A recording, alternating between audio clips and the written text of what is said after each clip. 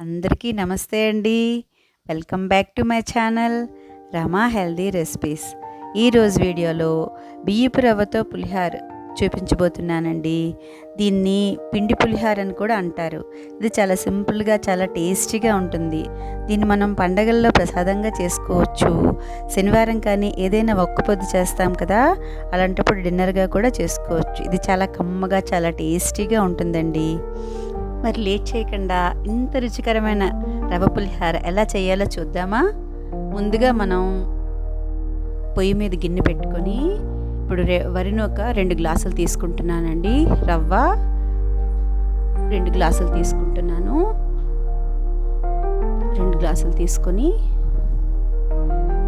గిన్నెలో పోసుకొని ఎర్రగా వేయించుకోవాలండి. నూక కమ్మగా వేయించుకుంటే పులిహోర కమ్మగా చాలా బాగుంటుంది. విడివిడిగా వస్తుంది, ముద్దవకుండాను.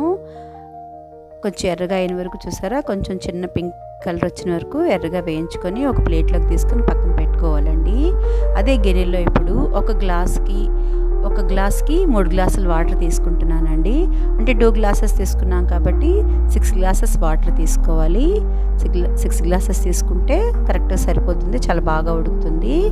ఇప్పుడు నిండుగా 4 టీ స్పూన్స్ సాల్ట్ వేస్తున్నానండి. 2 గ్లాసెస్ రవ్వ తీసుకున్నాం కదా, 4 టీ స్పూన్స్ సాల్ట్ వేసాను. తర్వాత 1 టీ స్పూను పసుపు వేస్తున్నానండి. పసుపు ఆ తర్వాత ఒక 2 టేబుల్ స్పూన్స్ ఆయిల్ వేస్తున్నానండి. 2 టేబుల్ స్పూన్స్ వేస్తున్నాను. వేసి దీన్ని మూత పెట్టి కాసేపు బాగా మరగనివ్వాలండి. మూత పెట్టి కాసేపు బాగా మరగనివ్వాలి. బాగా మరిగిన తర్వాత చూడండి, బాగా మరిగింది కదా. ఇప్పుడు దీంట్లోని బాగా మరిగింది, ఇంగువ వేస్తున్నానండి. ఒక 3/4 టీ స్పూను ఇంగువ వేసాను.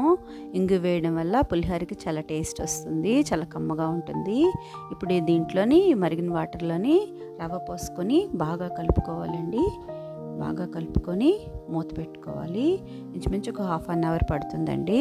ఫ్లేమ్ని సిమ్లో పెట్టుకొని బాగా మగ్గనివ్వాలి. ఇప్పుడు మనం వేరే గిన్నెలో చింతపండు నానబెట్టుకుందాము. ఒక 50 గ్రామ్స్ చింతపండు తీసుకొని కొంచెం వేడివేడిగా ఉండే నీళ్ళు పోసుకొని బాగా కలిపి పక్కన పెట్టుకోవాలండి. పట్టుకున్న తర్వాతనే ఇప్పుడు చూద్దాం, అరగంట అయింది కదా. ఇప్పుడేమో అయ్యి ఉంటుంది, చూద్దాము. చూడండి, బాగా అయ్యింది, బాగా విడివిడిగా వస్తుంది, బాగా కంప్లీట్ అయింది. ఇప్పుడు ఒక 10 నిమిషాలు మూత పెట్టి అలా వదిలేయాలండి. పొయ్యి ఆఫ్ చేసుకొని మూత పెట్టి ఉంచాలి. తర్వాతనే ఒక బేసన్లోకి మొత్తం అంతా తీసుకొని చల్లారి పెట్టుకోవాలి. ఒక గంట సేపు బాగా చల్లారాలి. ఎంత బాగా చల్లారితే పులిహోర అంత బాగా వస్తుంది. చూసారా, మొత్తం అంతా తీసుకున్నాం కదా. ఇప్పుడేమో చింతపండు ఇందాక నానబెట్టుకుని ఉంచుకున్నాం కదా, దాన్ని ఒక బేసన్లోకి చిల్లులు పళ్ళెం పెట్టుకొని అందులో ఈ చింతపండు అంతా బాగా పిసికి వేసుకొని బాగా తీసుకుంటే మనకి పిప్పులు ఏమీ లేకుండా నీట్గా చింతపండు రసం అంతా బాగా వస్తుంది.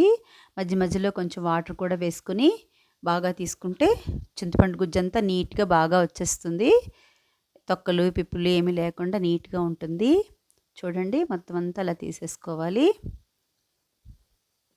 తీసుకున్న తర్వాత చూడండి, ఇగో దీంట్లో బాగా గుజ్జంతా చాలా బాగా వచ్చేస్తుంది నీట్గాను. దీన్ని మనం ఒక బౌల్లోకి తీసుకోవాలి. బౌల్ తీసుకున్నాం కదా, దాన్ని పక్కన పెట్టుకుని ఇప్పుడు పులిహోర పోపు పెట్టుకుందాం, ఓకేనా. ఇప్పుడు అదే బౌల్తోని ఆయిల్ వేసానండి. దీనికి మనం నువ్వుల నూనె వేసుకుంటే చాలా బాగుంటుంది.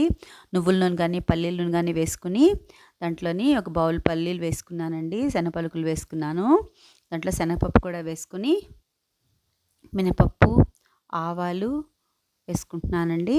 ఇవన్నీ కూడా కొంచెం వేగిన తర్వాతని వేగాలి. బాగాను వేగిన తర్వాత కొంచెం ఎండుమిరపకాయలు వేస్తున్నాను. ఎండుమిర్చి వేసాను. తర్వాత ఇంగువ కూడా 1 స్పూన్ వేసానండి.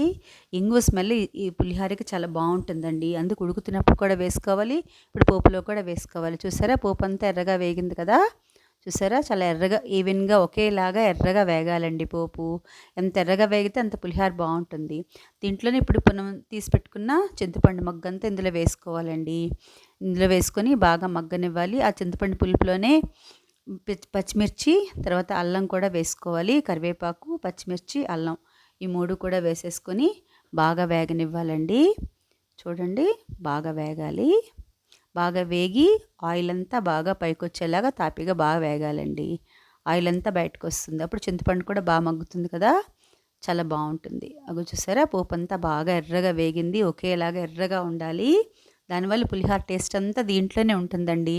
పోపు వేగడంలోనే పులిహోర టేస్ట్ ఇప్పుడు దీంట్లోని ఎర్రగా వేగింది కదా, దీంట్లోని కొంచెం బెల్లం వేసుకోవాలండి. బెల్లం కూడా వేసుకొని కొంచెం బాగా కరిగిన వరకును బాగా కలుపుకొని, ఇప్పుడు ఈ పోపుని మనం చల్లారింది కదా పులిహోర, అందులో వేసుకొని బాగా కలుపుకోవాలండి. చూడండి, పోపు అంతా అందులో పూర్తిగా వేసేయాలి. పూర్తిగా వేసి బాగా కలుపుకోవాలండి. పులిహోర చేత్తోనే కలుపుకోవాలండి. చేత్తో కలుపుకుంటే మొత్తం అంతా కలిసి ఉప్పు, పులుపు, కారం అన్నీ పట్టి బాగా సర్దుకుంటుంది. అంతా చాలా బాగుంటుందన్నమాట. చేత్తో కలుపుకున్న తర్వాత చూసారా, అంత మొత్తం అంతా కలిసింది కదా. ఇప్పుడు ఇందులో నువ్వుల పొడి కూడా వేసుకోవాలండి. నువ్వుల పొడి వేసుకుంటే పులిహోర ఇంకా చాలా టేస్టీగా ఉంటుందండి. కమ్మగా ఎంతో రుచిగా ఉండే పులిహోర రెడీ అయిపోయింది కదా. చాలా బాగుంటుందండి, చాలా టేస్ట్గా ఉంటుంది. ఈ రవ్వ పులిహోరని మీరు కూడా ఒకసారి ట్రై చేసి చూడండి. డెఫినెట్గా మీ ఇంట్లో అందరికీ బాగా నచ్చుతుంది. అలాగే మీకు ఎలా కుదిరిందో నాతో షేర్ చేసుకోవడం అస్సలు మర్చిపోవద్దు. ఈ రెసిపీ కనుక మీకు నచ్చినట్లయితే లైక్ చేయండి, మీ ఫ్రెండ్స్కి రిలేటివ్స్కి షేర్ చేయండి. మరిన్ని టేస్టీ హెల్దీ రెసిపీస్ కోసం రమా హెల్దీ రెసిపీస్ ఛానల్ని సబ్స్క్రైబ్ చేసుకోండి. Thank you.